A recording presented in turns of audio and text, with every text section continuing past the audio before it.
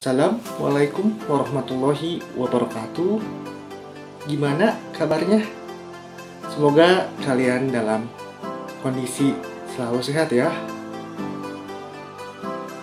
Bertemu kembali dengan Bapak di mata pelajaran sejarah.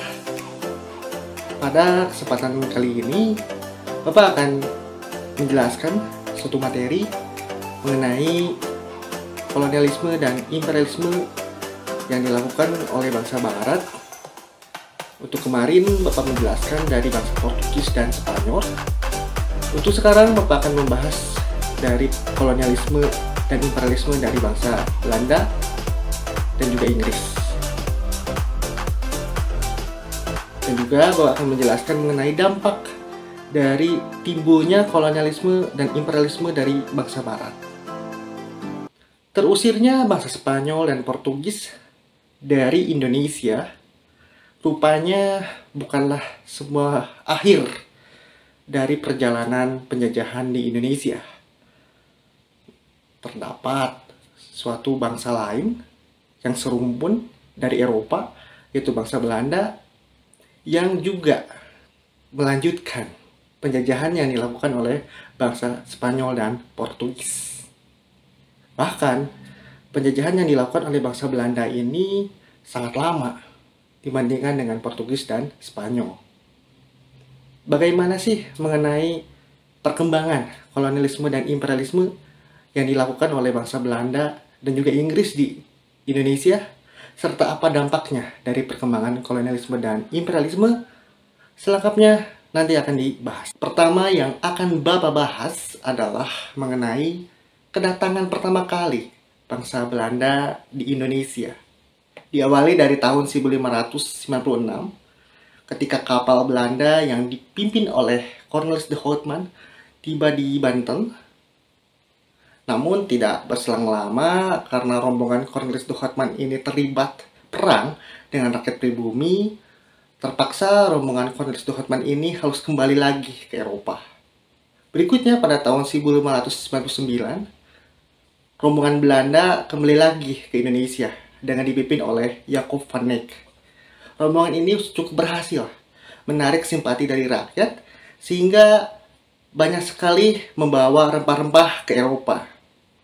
Kemudian di tahun 1602, melihat keberhasilan dari Jacob van Eyck dengan membawa banyak sekali rempah-rempah, pemerintah Belanda berminat untuk menguasai wilayah Indonesia dengan diawali dengan mendirikan suatu perkumpulan dagang yaitu VOC, Verenigde Oost-Indische Compagnie,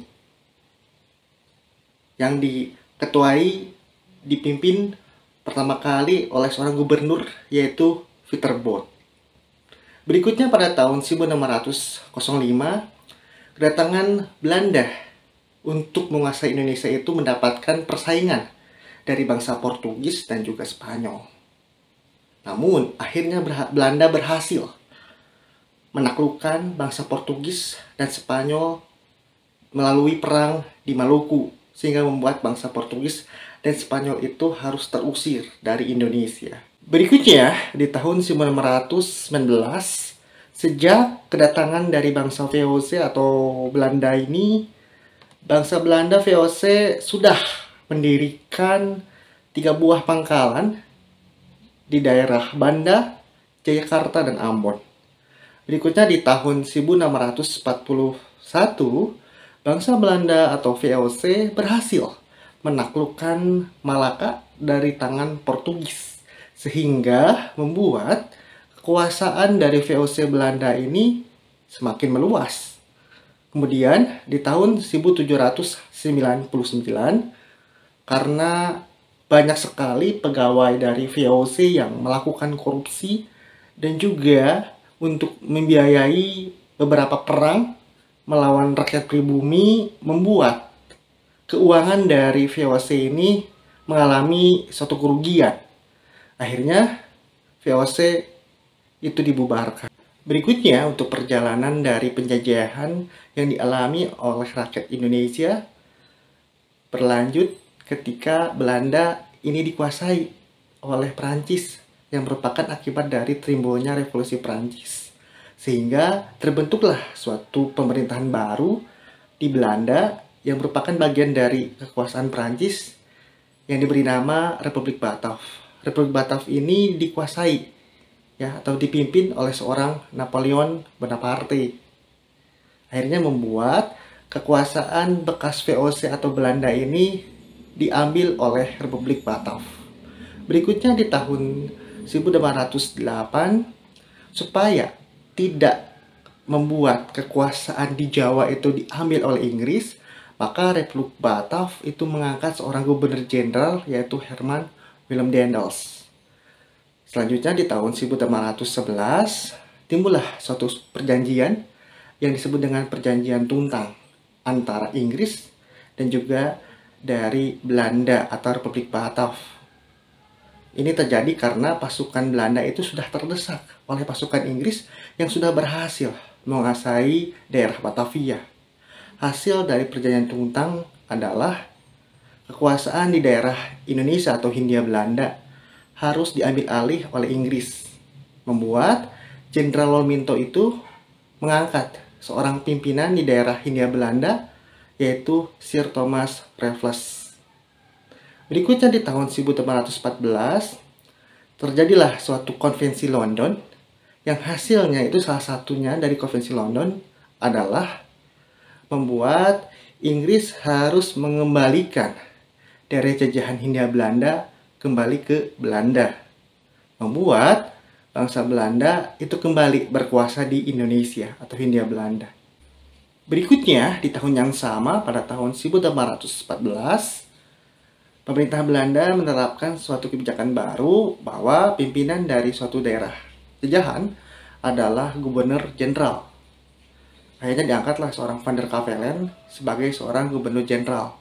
Berikutnya pada tahun 1830, Van den Bosch diangkat sebagai seorang gubernur jenderal di daerah Hindia Belanda atau Indonesia yang kemudian menerapkan sistem tanah paksa atau Kulturstelsel. Berikutnya di tahun 1901 diterapkanlah suatu politik etis sebagai suatu reaksi diterapkannya sistem tanah paksa oleh Jenderal Van den Bosch. Setelah Bapak menjelaskan mengenai suatu perjalanan penjajahan yang dialami oleh bangsa Indonesia yang diawali dari suatu kedatangan bangsa Barat di Indonesia sehingga menimbulkan suatu perebutan oleh bangsa Barat yang ingin menguasai daerah bangsa Indonesia. Berikutnya Bapak akan menjelaskan materi mengenai dampak perkembangan kolonialisme dan imperialisme Barat di Indonesia. Diawali dari dampak di bidang ekonomi. Yang pertama ada kerja paksa. Kedatangan bangsa Barat ke Indonesia itu menginginkan melakukan suatu eksploitasi terhadap sumber daya alam dan juga sumber manusianya di Indonesia. Supaya bisa memperlancar keinginan tersebut, bangsa Barat menerapkan sistem kerja paksa.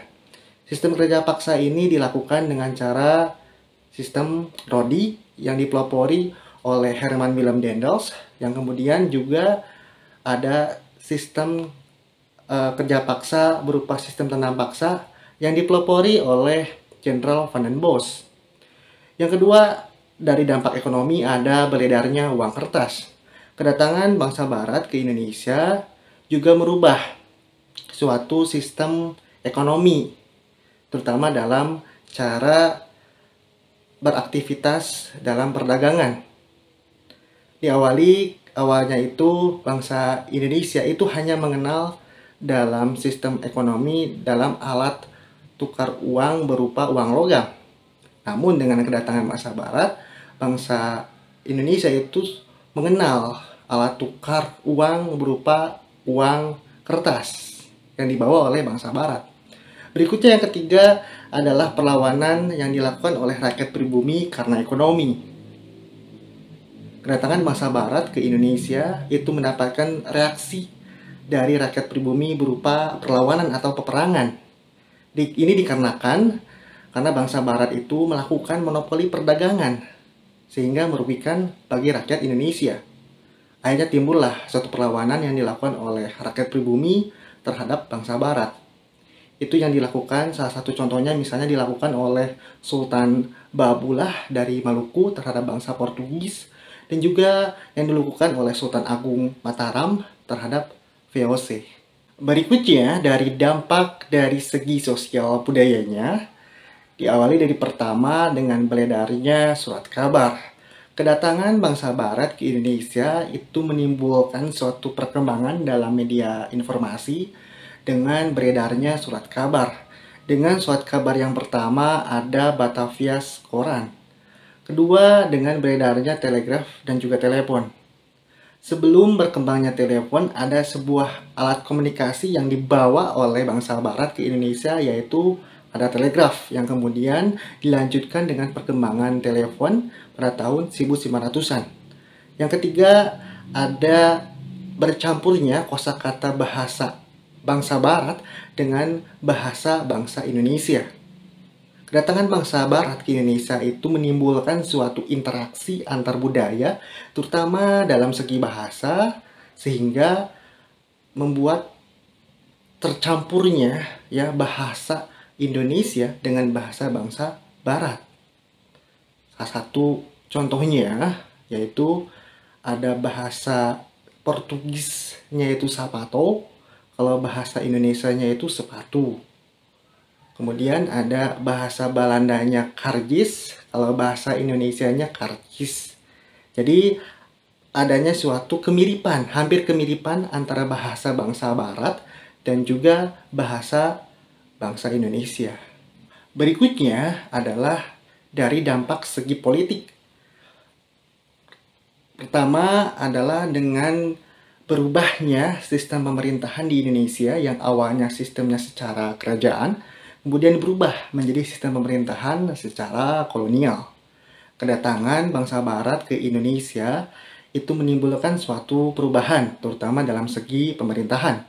Yang awalnya itu orang Indonesia dipimpin oleh seorang raja, kemudian dengan datangnya bangsa Barat, bangsa Indonesia itu dipimpin oleh seorang gubernur jenderal. Berikutnya yang kedua, ada munculnya nasionalisme karena sebagai perlawanan terhadap pemerintahan kolonial. Pemerintahan kolonial yang ada pada waktu zaman penjajahan itu membuat bangsa Indonesia itu dirugikan. Akhirnya, situasi itu membuat bangsa Indonesia melakukan perlawanan yang didasari karena memiliki rasa nasionalisme, ingin terbebas dari penjajahan dan ingin bersatu mendirikan suatu negara yang merdeka. Bagaimana? Sudah paham mengenai materi, mengenai perjalanan perkembangan kolonialisme dan imperialisme yang dilakukan oleh bangsa Belanda dan Inggris di Indonesia, dan juga dampak dari perkembangan kolonialisme dan imperialisme dari bangsa Barat di Indonesia? Apakah sudah paham? Mudah-mudahan kalian sudah paham ya. Mungkin itu materi yang pada kesempatan kali ini Bapak jelaskan. Semoga materi yang sudah Bapak jelaskan tadi bisa bermanfaat dan berguna buat kalian, terutama untuk menambah wawasan dan pengetahuan kalian, terutama dalam segi kesejarahan ya. Oke, mungkin itu dari Bapak. Bapak cukupkan sekian. Terima kasih. Wassalamualaikum warahmatullahi wabarakatuh.